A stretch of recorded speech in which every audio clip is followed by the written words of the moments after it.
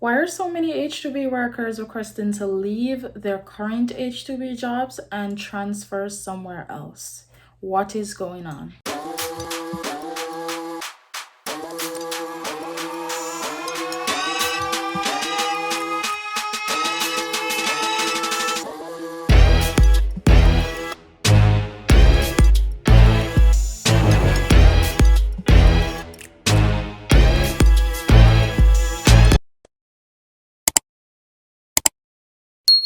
Hello and welcome back to Inspired by Tasia. And today I will be discussing H2B transfer process and some information that you guys can use as it relates to in-country transfers, and what are some of the do's and don'ts as it relates to H2B in-country transfers. So as we know, according to the US Department of Labor and also USCIS, H2B workers are legally able to accept a more lucrative job offer. This means that you can accept a better job offer, maybe something that's paying more or something that's more beneficial to you as an H2B worker. So with that being said, recently a ton of H2B workers have been requesting to leave their current jobs to seek transfers elsewhere or with different employers. So why is this so? What are some of the reasons persons are requesting to leave? And also, what are some of the things that persons are not considering when it comes on to H2B transfers? So H2B workers are looking to either leave because of unfair treatment and or abuse, and also persons are just abandoning their H2B jobs. So the questions that you and I are asking is, why is this so? Why are persons looking into transfers? Why is this an option? So why is there unfair treatments, and why are persons abandoning their job? So generally, I advise persons when it comes on to transfers to weigh their options, and you'll have to learn how to give and take. Be realistic about life and about the job that you're currently in, and also just weigh the pros and cons when it comes to accepting any H2B offer, maybe out of country or in country, so that we can prevent persons not be happy when they get to their place of employment. So we have to be honest with ourselves and also with our employers or sponsors, right? And in the same breath, I absolutely do not condone abuse or bullying or unfair treatment to any worker. So if it's a case where you are being abused or you've been treated unfairly, then there is some procedures and there's a process for that. There are steps that you can legally take to get this issue rectified. So a lot of persons reached out to me requesting transfers because of unfair treatment, and they actually have proof that they are being treated unfairly and their living conditions aren't favorable and it's just not working out for them. Whilst some workers reached out to me, and while I get that they have concerns about their job and their employment, for me, this is based on my experience, these complaints aren't really valid to me, or these complaints aren't a valid reason why I think they should leave. So this is just for me, and I'm not downplaying anyone's experience or what they're going through, but it's just based on my experience. I don't think this is a valid enough reason for someone to leave their job. Now, if you are being abused, there is a certain process and procedure, as I mentioned, to go about this. So if you are being abused, the first thing you want to do is to have this reported. If you are being treated unfairly, then I would say to relay these concerns to your employer. Maybe if it's your department, you can relay the concerns to your department head, and if nothing is being done, you report it to HR. So there's a chain of command that we should follow when it comes on certain things. As it relates to H2B though, we're mostly linked to HR.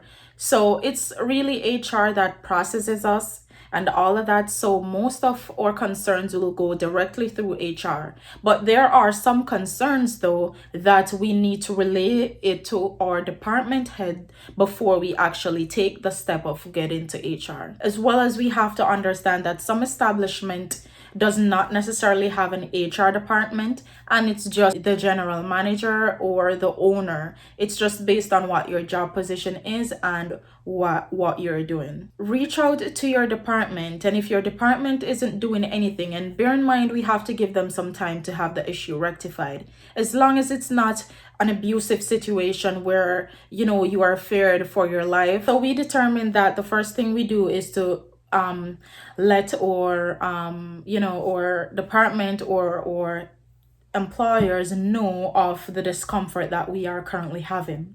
Once you've expressed that, and in cases where it's getting abusive, you want to go ahead and report this to the Department of Labor, and also in cases necessary report this to the police, because if it reaches a form of verbal and physical abuse, then I think this also needs to be reported to the local police station if it requires that. As an H2B worker, right? As an H2B worker, I have been in situations where I wasn't being treated fairly, based on the rights that I have as an H2B worker, the rights that employer has to me, the H2B worker. So they have a responsibility to us, and we also have a responsibility to them. So my experience was this. The first time I traveled on H2B, there was just some discrepancies as it relates to the employer, because when they paid for my visa fee as they should, and my plane fare, and when I got there, when I got my first paycheck, they were taking the plane fare out of my paycheck. I don't think, and based on how communicating with them, they did not know that this was something illegal, that this was not something that they should be doing. So what I did, there was some other things as well that I wish not to share, but there was some other things that led to me being treated unfairly. What I did, I reported the matter to my general manager. When nothing was being done, or maybe they relayed the information to HR, but there was nothing being done, I had a meeting with HR as well, and I explained to them the process, because they were unaware of certain things when it comes on to H2B. I explained the process and directed them on where they could find the information, and also advise them that they can get an immigration lawyer to explain certain things to them, because based on their experience, they thought that this was something that they could do. So when I relayed the information to them and they had an understanding, things started to change. We can know our rights, but sometimes we give away our rights. It's because we know our rights, we sometimes act in a certain way, or we act proud, and we just think that, okay, because we have a right, that is all. So we just need to be careful how we go about certain situations and what we do when we are placed in certain situations. So my experience with that employer, I had a good experience, and I also went back to work with them another season. So there were some other things as well that I didn't like, but not because I liked it mean it warranted a transfer. Some things we can work with, some things we can work out.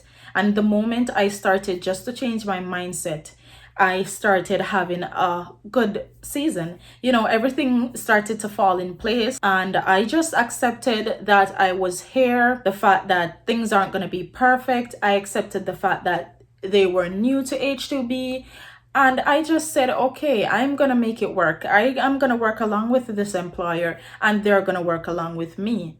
So I changed my whole mindset, and there were two other young ladies there as well, and we decided that we are going to let this work for us. So we started doing that, and things got really better. They raised our pay by $2. So our pay was raised. or housing deduction, it wasn't a lot. We were paying $75 a week for housing, and that is great compared to many places. So we kind of give and take. Everything is going to go the way that you expect it to go, but at least if you can express certain concerns respectfully to your employer, then I'm sure majority of them will be willing to work with you. They've spent a lot to get us here, so they wouldn't want to know that you are just leaving and they have no one, especially if it's their first time doing the H2B process. A transfer is not always available, right? Two, it is illegal to leave your job. It is illegal to just leave your job and go work with whoever you please, because that is illegal. If you are leaving, it has to be through a transfer where you are on a different petition or a different I-797. Okay, so yes, I understand the concerns that most people have. Yes, I am not trying to be biased to say, you just stay. It doesn't matter what the situation is, just stay. No, that is not what I'm saying. I am just saying this to say that sometimes everywhere you go, there's just gonna be something. So weigh the pros and the cons. Learn to give and take, because I might be somewhere where I don't really love the housing that much, but hey, I'm getting a lot of hours, I'm getting overtime, so that is also something to consider. Persons leave because of overtime, because overtime isn't available, and by right they don't have to give us overtime, and that is just the sad truth about things. They don't have to give us overtime. They are required legally to give us at least 35 hours per week minimum, right? So sometimes, as long as you're getting the 35, or as long as an employer know that you're getting the 35 hours, they don't, I don't want to say care, but they just want to ensure that they are giving you the 35 hours. Anything outside of that, they don't really concern themselves with it. Some employers, they just do the basic. Once they see that this is the basic that they have to do, or the minimum that they have to do, they're just going to do the minimum. Housing is not mandatory, it is optional, right? A lot of employers, why they provide housing, is because it works in their best interest. Because if you're going to have workers come and there's no housing, then it's going to be bad for business and bad for themselves. So housing is optional. An employer does not have to provide housing. And I hope we know this. They don't have to provide housing, but they do it as a courtesy. What we can do as H2B workers, I think we can go to our employers and express genuinely, our concerns, and let them know that we are willing to work with them as long as they're willing to work with us to have a good season.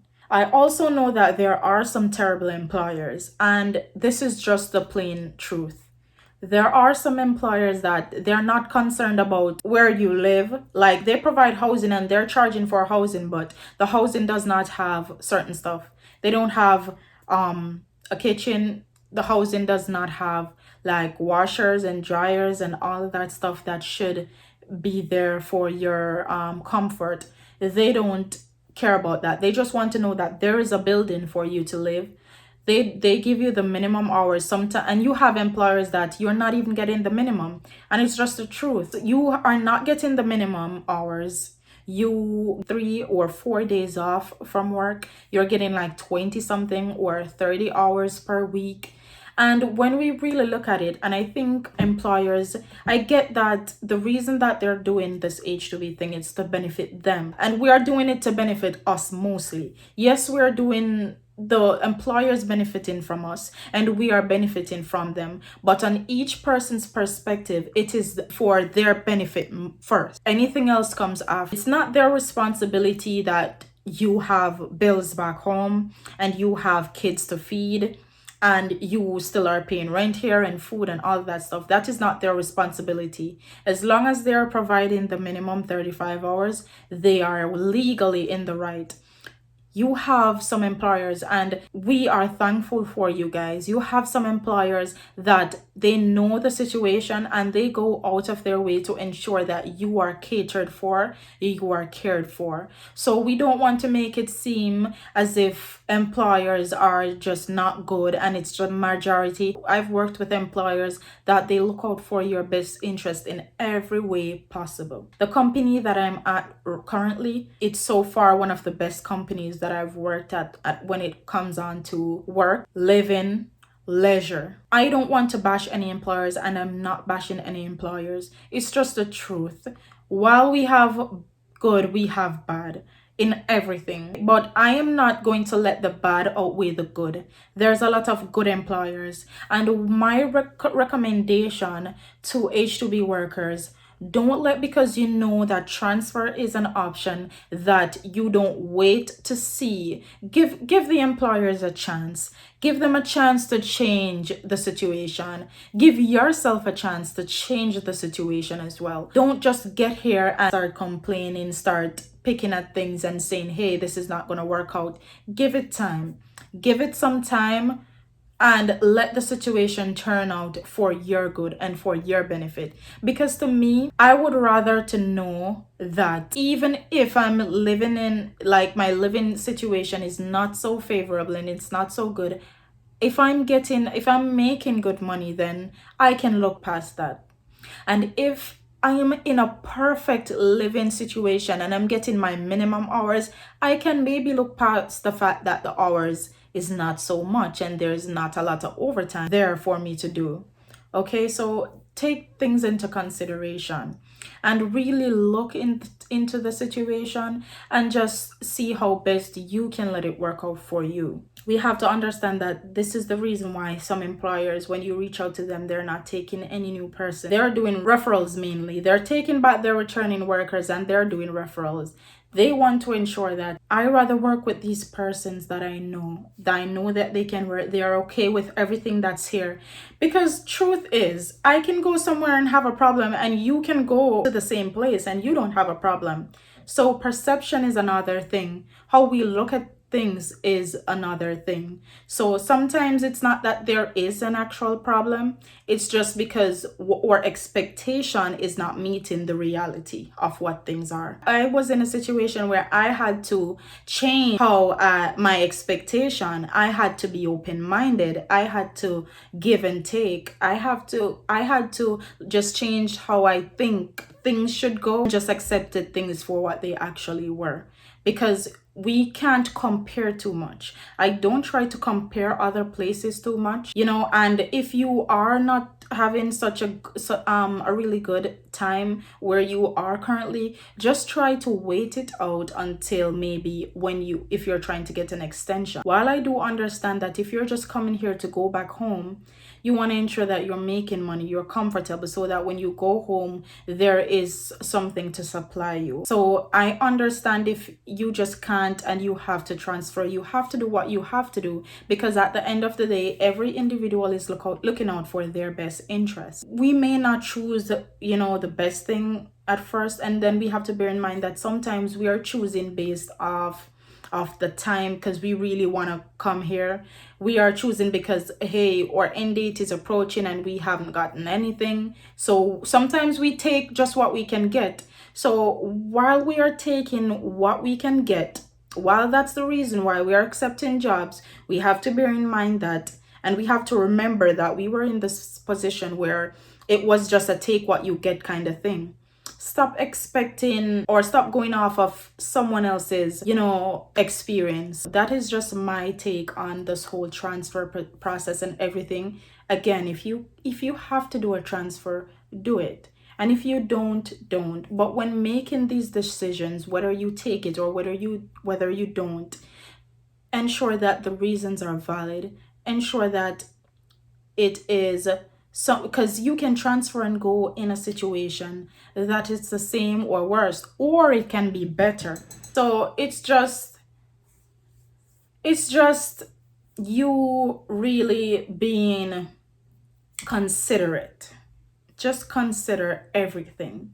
when you are making certain decisions. Because even if you should leave from somewhere and you generally express the reason you have to leave and you give your employer notice, who knows, maybe next time around when they have changed stuff, you can work with them in the future. It shouldn't be a case where we are toe to toe with our employer and won't want they're not taking us back and we can't work there if we actually want to, or we don't want to work go back there to work, right? Everything is not going to be perfect, and I know that there's bad as well as there's good. So what we should do when we have a good employer is to appreciate that employer, appreciate the good ones that we do find, and if it's a case where an employer is really abusing you, report that employer. Report it, because if you don't report it, then other persons are going to experience it as well. So report that employer. Okay, if it's a case where it's abusive and the living situations or living conditions, it's not up to standard, you can report it. You have a right to report it. You can get an immigration lawyer and get advice. There's just a lot of legal ways you can go about it. Thank you guys for watching. I hope this information was helpful and valuable to you. And if you have any questions, you can comment it below or you can reach out to me. So thank you so much for joining me, and I hope you guys have a good day. Bye.